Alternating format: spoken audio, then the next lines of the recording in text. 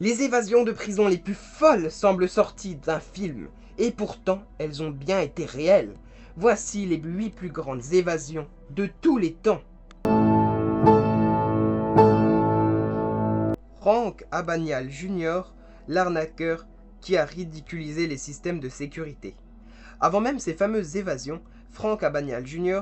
était déjà un phénomène à lui tout seul. Dans les années 1960, alors qu'il n'a que 21 ans, il réussit à se faire passer pour pilote de ligne, médecin et avocat, sans diplôme, sans expérience et surtout sans se faire attraper pendant longtemps. Son arme principale, l'audace et des faux chèques d'une efficacité redoutable. Mais en 1967, sa cavale commence à se resserrer. Arrêté en France puis transféré vers les États-Unis, il est placé sous escorte dans un avion censé le ramener sous bonne garde. Pour beaucoup, l'histoire est terminée. Pour lui, ce n'est que le début de l'épisode Évasion.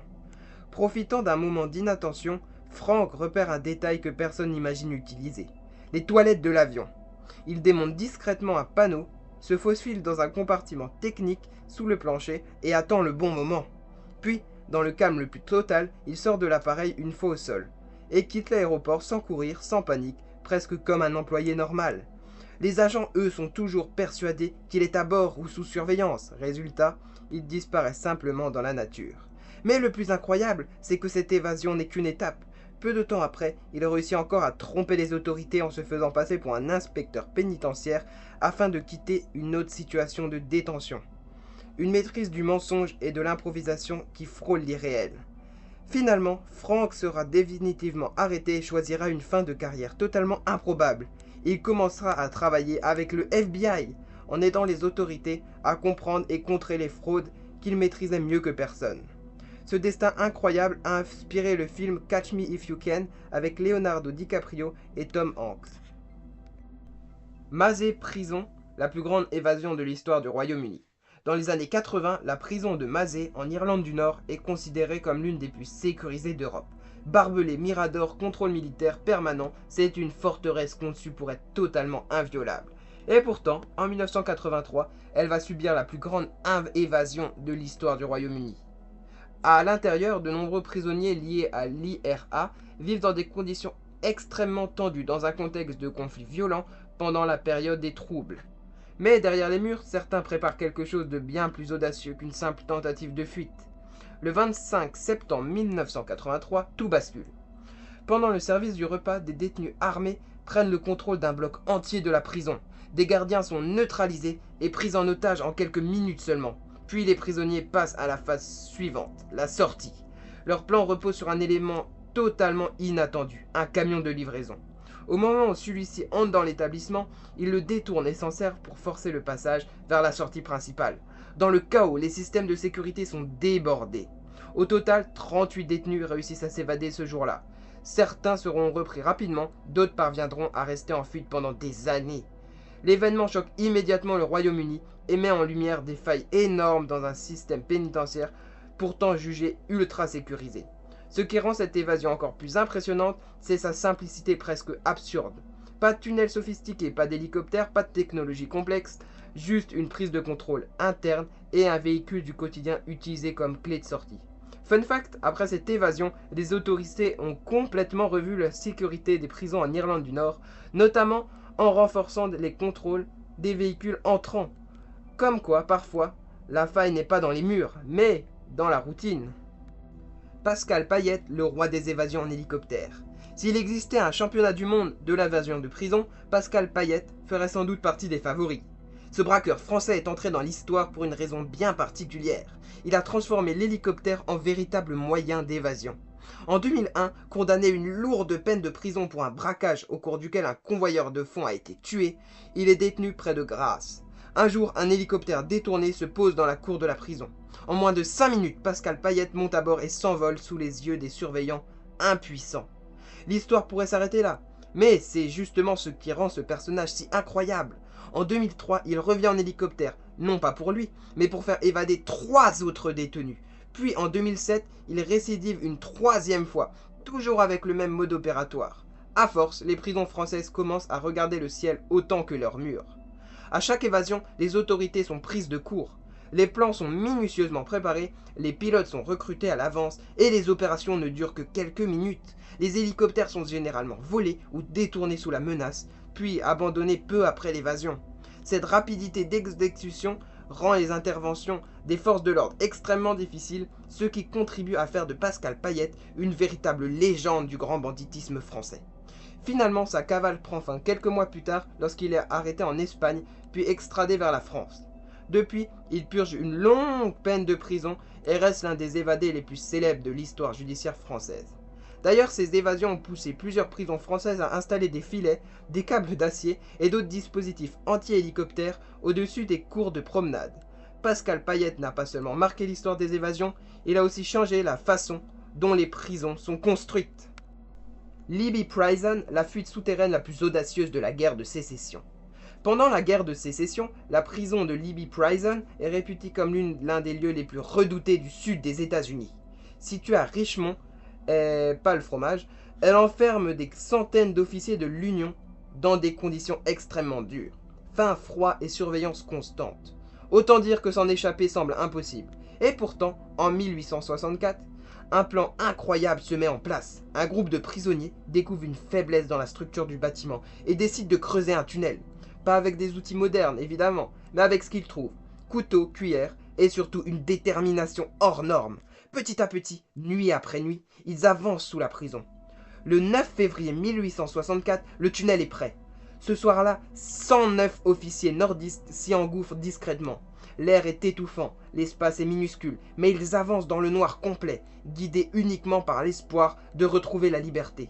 Certains parviennent à sortir sans être repérés, d'autres sont repris peu après. Mais le choc est immense pour les autorités confédérées. Ce qui rend cette prison encore plus folle, c'est qu'elle se déroule en pleine guerre, dans une ville sous pression militaire constante, avec des ressources limitées et une surveillance permanente. Malgré tout, des prisonniers réussissent à creuser un passage sous les pieds de leurs gardiens sans se faire repérer pendant des semaines. Finalement, sur les 109 évasiés, beaucoup seront repris dans les jours suivants. Mais une partie réussira à rejoindre les lignes de l'Union. L'évasion devient immédiatement une légende, symbole de ruse et de persévérance dans un conflit déjà brutal. Pour certains historiens, ils estiment même que les prisonniers ont dû déplacer plusieurs tonnes de terre sans attirer l'attention en la dissimulant dans des combles et en la jetant discrètement dans la rivière proche.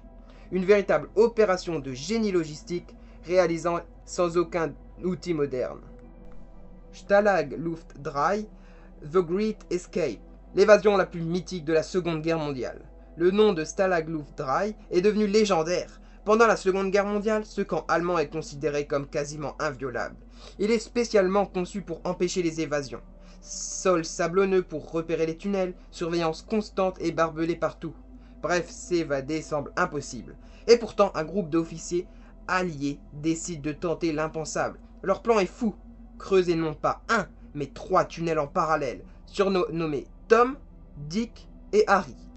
L'idée est simple, si un tunnel est découvert, les 2 autres prennent le relais. Le problème, ils doivent creuser en secret, fabriquer des outils, cacher des tonnes de sable. Et tout ça sous le nez des gardes. Pendant des mois, ils organisent une véritable petite société clandestine dans le camp. Faux papiers, vêtements civils et même une discipline quasi militaire pour que tout reste coordonné. Le 24 mars 1944, le plan est lancé. Au final, 76 prisonniers réussissent à s'échapper dans la nuit. Mais l'histoire prend une tournure tragique. La majorité sera reprise rapidement et 50 d'entre eux seront exécutés sur l'ordre d'Hitler. L'évasion devient alors un symbole à la fois d'ingéniosité et de sacrifice.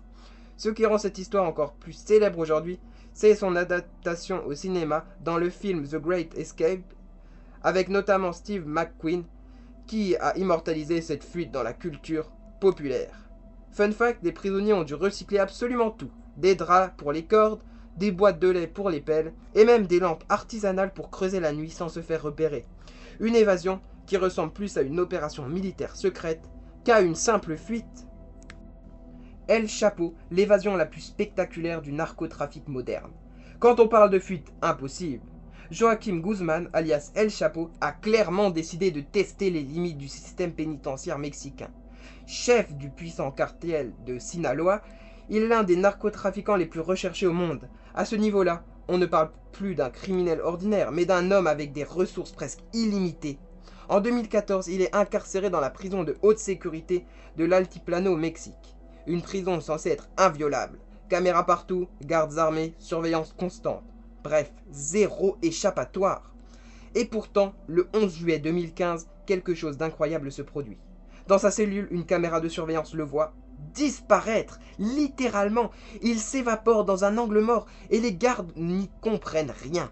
En réalité, sous sa douche, se cachait une trappe menant à un tunnel d'environ 1,5 km. Mais ce n'est pas un simple tunnel. À l'intérieur, éclairage, ventilation et même une moto sur rail pour transporter les outils et accélérer la progression. Oui, une moto dans un tunnel de prison. On dirait presque un chantier de métro clandestin. À l'autre bout, une maison abandonnée sert de sortie. El Chapo s'enfuit et pendant plusieurs mois, il redevient l'homme invisible des cartels. Les autorités mexicaines et américaines lancent une traque massive et cette évasion devient une humiliation internationale. Petit détail d'ailleurs, ce tunnel a été construit avec une précision d'ingénierie digne d'une entreprise de BTP, mais pour faire sortir l'un des hommes les plus dangereux du monde. Finalement, en 2016, il est localisé et capturé après une longue chasse à l'homme, notamment grâce à des communications interceptées et à l'aide des forces spéciales mexicaines. Extradé vers les États-Unis, il est condamné en 2019 à la prison à vie et envoyé dans la célèbre prison ultra sécurisée ADX Florence, surnommée l'Alcatraz des Rocheuses. Fun fact, après son évasion, les autorités ont fouillé des dizaines de maisons autour de la prison, sans imaginer qu'un tunnel entier avait été creusé sous leurs pieds pendant des mois. Comme quoi, parfois, le danger ne passe pas au-dessus des murs, mais en dessous. Alcatraz, l'évasion la plus mystérieuse de l'histoire américaine. Au large de San Francisco, il existe une prison que tout le monde considérait comme impossible à fuir. Alcatraz Federal Penitentiary. Oui, c'est bien elle. Entourée d'eau glaciale, de courants violents et de requins, cette prison est surnommée The Rock, et en théorie, personne n'en sort vivant. Pourtant, en juin 1962, 3 hommes vont tenter l'impossible. Frank Morris, John Anglin et Clarence Anglin. Leur plan est d'une précision folle. Pendant des mois, ils élargissent discrètement les trous d'aération de leurs cellules avec des outils fabriqués maison. Cuillères, pièces métalliques et même des moteurs bricolés. Pour tromper les gardiens, ils fabriquent des têtes en papier mâché avec de vrais cheveux récupérés dans la prison. Posées dans leur lit, elles donnent l'illusion qu'ils dorment tranquillement pendant les contrôles nocturnes. Le 11 juin 1962, ils passent à l'action. Ils s'échappent par un conduit, atteignent le toit, puis disparaissent dans la nuit en direction de la baie de San Francisco à bord d'un radeau fabriqué avec des imperméables cousus ensemble. Et là, le mystère commence. Les autorités retrouvent des morceaux dans leur matériel flottant dans l'eau, mais aucun corps. Officiellement, ils sont considérés comme morts, noyés. Mais aucune preuve définitive n'a jamais été trouvée. Cette incertitude a transformé leur fuite en légende mondiale, au point d'inspirer de nombreux films, notamment Escape from Alcatraz avec Clint Eastwood. Fun fact, pendant des années après l'évasion, des lettres anonymes auraient été envoyées par les frères Anglin affirmant qu'ils avaient survécu, mais aucune n'a jamais pu être authentifiée. Résultat, aujourd'hui encore, Alcatraz garde son mystère intact, comme si la prison avait avalé ses 3 fugitifs. Et pour finir, Sobibor, la révolte qui a défié un camp d'extermination nazi. Ok, alors là, dans l'histoire des évasions, il y a les prisons, et puis il y a l'horreur absolue. Le camp de Sobibor Extermination Camp, pendant la Seconde Guerre mondiale, n'est pas une prison classique. C'est une machine de mort conçue par les nazis pour exterminer les prisonniers dès leur arrivée. Et pourtant, en octobre 1943, quelque chose d'inimaginable va se produire. Tout commence avec un homme, un seul, Alexander Pechersky. Prisonnier de guerre, il est envoyé dans le camp et très vite, il comprend qu'attendre signifie mourir. Alors, avec d'autres détenus, il élabore un plan aussi simple que suicidaire. Provoquer une révolte générale et tenter une fuite massive. Le 14 octobre 1943, le piège se referme. Mais pas comme les nazis l'avaient prévu. Les prisonniers attirent et éliminent discrètement plusieurs gardes SS dans des ateliers en récupérant leurs armes et leurs uniformes. Le chaos commence à se propager dans le camp. Puis vient le moment décisif. Environ 600 prisonniers se ruent vers les clôtures sous les tirs. Les barbelés cèdent, les mines explosent et la panique s'installe. Dans la confusion totale, environ 300 personnes réussissent à s'échapper dans la forêt alentour. Mais la liberté a un prix terrible. La plupart seront repris ou tués dans les jours suivants. Seule une cinquantaine survivront quand même jusqu'à la fin de la guerre. Pourtant, malgré les pertes, Sobibor reste unique. C'est l'une des seules révoltes réussies dans un camp d'extermination nazi. Ce qui rend cet événement encore plus incroyable, c'est qu'il ne s'agit pas seulement d'une fuite, mais d'un acte de résistance organisé à l'intérieur même d'un système pensé pour empêcher toute forme d'espoir. D'ailleurs, après cette révolte, les nazis ont démantelé et détruit le camp, presque entièrement pour effacer les preuves. Aujourd'hui encore, Sobibor n'existe plus vraiment physiquement, mais son histoire, elle, est devenue immortelle. Certaines évasions reposent sur la ruse, d'autres sur un génie incroyable, et certaines sur du pur chaos. Mais toutes prouvent une chose, la liberté pousse toujours à l'impossible. Et nous sommes déjà au bout de cette vidéo. N'hésite pas à appuyer sur le petit pouce bleu, à t'abonner à la chaîne et à laisser un petit commentaire. Allez, à bientôt!